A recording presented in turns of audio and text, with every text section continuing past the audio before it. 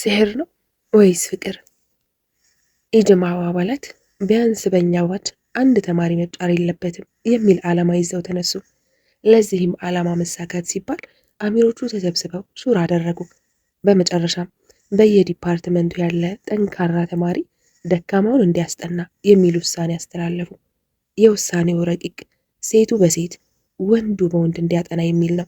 ሆኖም ግን በሷ የትምህርት ክፍል ሌላ ሴት ባለመኖሯ ምክንያት ወንድ አስጠኝ ተመደበላት።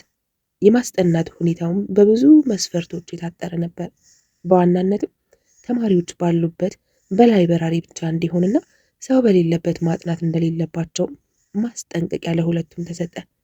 ጥናቱ ተጀመረ። እሱ ማስጠናቱን በርትቶ ቀጠለ። እሷም በመጀመሪያዎቹ ሳምንታት የሚያስረዳትን በሚገባት ትከታተል ነበረ። ኋላ ግን ቀስ እያለ የማይታወቅ ነገር በመካከላቸው ሰፈረ። እየደከማት መጣች። ጠንካራዋ ልጅ ተሸነፈች። ጥናቷን መከታተል ተወች።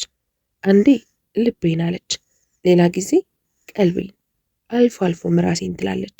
ጀማው ላይ ጥሩ ተንቀሳቃሽ ነበረች። እህቶቿ ተደናገጡ። ምን ሆና ነው ብለው ግራ ተጋቡ። መከሯት፣ አስመከሯት፣ ቁርአን አስቀሩባት፣ ሩቃ ቤት ወሰዷት። በመጨረሻም የጓደኞቿ ጭንቀት ሰላም ሲነሳት ለአንዷ የልብ ጓደኛዋ ተነፈሰች። የሆነውን ሁሉ ተናገረች። ፍቅር ይዞኛል አለች። ጓደኛዋም ጉዳዩን ቀለል አድርጋ አጣጣለችበት። ታዲያ ለምን አትነግሪውም? ሐላል ይደረግ አለቻት። እሷ እንኳን ሐሳቧን ልትገልጽለት ቀርቶ ቀና ብላ ልታየው እንኳ ሞቷ ነው። ጓደኞቿ ተማከሩ። ምን ችግር አለው? ለምን አንጠይቀውም አሉ። ሁኔታውን አስረዱት፣ ጠየቁትም። ዓላማዊ ትምህርት ነው፣ ሐሳቡም የለኝም፣ በፍጹም አይታሰብም፣ ተስፋ ቁረጡ አላቸው።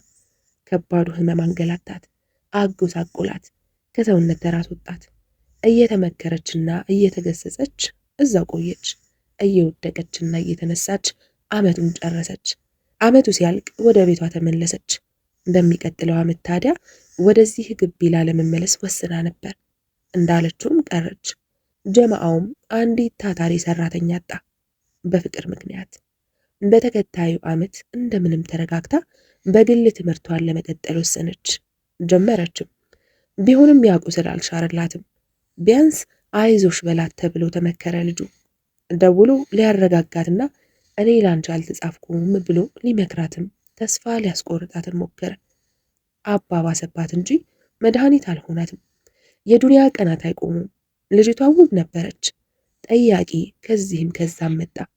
ከቅርብም ከሩቅም ሊያገባት የሞከረው በዛ። ሁሉንም ጥፉ ከዚህ አለቻቸው። ከፊሉ ናቀች፣ በከፊሉ ሳቀች፣ በከፊሉ በድፍረታቸው ተገረመች። ሲሕር ነው ወይስ ፍቅር? ይህ እሱን ብቻ የሚያስብላት ነገር አሉ ጠያቂዎች። ወንድ የሚባል ፍጡር እንዳስጠላት ቆየች።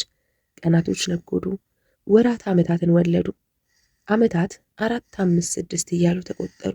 20ን አልፋ 30 ተቃረበች። እየበሰለች መጣች፣ እያደገች ሄደች፣ ማመዛዘን ጀመረች። አሁን ላይ ቆማ ያለፉ ዘመናቷን አሻግራ ተመለከተች። በትዝታ ነጎደች፣ መለሳ በራሷ ሳቀች። ቆይ እኔ ግን ያኔ ምን ነክቶኝ ነው እንደዛ የሆንኩት ብላ ብቻዋን አወራች። ዛሬ ላይ ለትዳር የሚጠይቋትን ስታስብ ግርም ይላታል። አንድም የፈታ አሊያም ሁለተኛ ላግባሽ የሚል አሊያም ደግሞ ስራ የሌለው ወይም ገቢው አነስተኛ የሆነ አንዱ ከሌላው ያልተሻለ ተመሳሳዮች። ወይ ቂስሚያ ይላሉ አባቷ። ሌሎች ተስፋ የሌላቸውም የተባሉ ሴቶች የት ከፍታ ላይ እንደደረሱ ይቆጥራሉ። ለሱ እስከምሰጥ ልጄ ቁማ ብትቀር ይሻላል ይላሉ መልሰው በቁጭት ጥርሳቸውን ነክሰው። የጠያቂዎቿ ስብጥር ያለችበትን ደረጃዋን ይነግሯታል። በአንድ ጊዜ ቁልቁል ወደዚህ ደረጃ መውረዷ ለራሷ ማስደመማት፣ አሳመማት። ያኔ ያስቸገሯት የነበሩ ወንዶችን አንድ ባንድ አሰበች። በተለይ አንዱን ልኩን ባለማወቁ ምክንያት በድፍረቱ ስትገረምበትና ሙድ ስትይዝበት የነበረውን አስታወሰች። ያንቺን ነገር ያሳየኝ ብሎ ዝተውባት እንደሄደ ለሌሎች ስታወጋ ከርማለች። ቁጥሩን ፈልጋ ወጣች። ብዙ ለማውራት እንዲመቻት ብላ ተደላድላ ተቀመጠች። ደወለች። ስልኩ ጠራ። ልቧ መታ። በዚህ ቅጽበት ብዙ ነገር አሰበች፣ አሰላሰለች፣ አወጣች፣ አውረደች። ምን ይለኝ ይሆን ብላለች። ዛሬ እንዴት አስታወስሽ ባክሽ?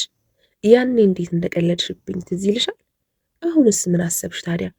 እኔ እኮ ዛሬም ድረስ አንቺን እየጠበቅኩ ነው የሚል ድምፅ በሐሳብ አቃጨለባት። ከሶስት ጥሪ በኋላ ስልኩ ተነሳ። አሰላሙ አሌይኩም አለች። ወአሌይኩም ሰላም ሐቢቢ አሁን ወጣ ብሏል። ባለቤቱ ነኝ። ምን ልርዳሽ እህቴ? የሚል የሴት ከወዲያኛው ጥግ ተሰማት። አላስጨረሰቻትም። ቀስ ብላ ስልኩን ሳትዘጋው ጠረጴዛው ላይ አስቀመጠች። ተመልሳ በሐሳቧ ሄደች። ወዲያው የአያቷ አባባል ትዝ አላት። ያንቺውስ አልተጻፈም። ሕይወት እንግዲህ እንዲህ ናት። እኛ በፈለግነው ሳይሆን እሷ በፈለገችው መንገድ ታኖረናለች።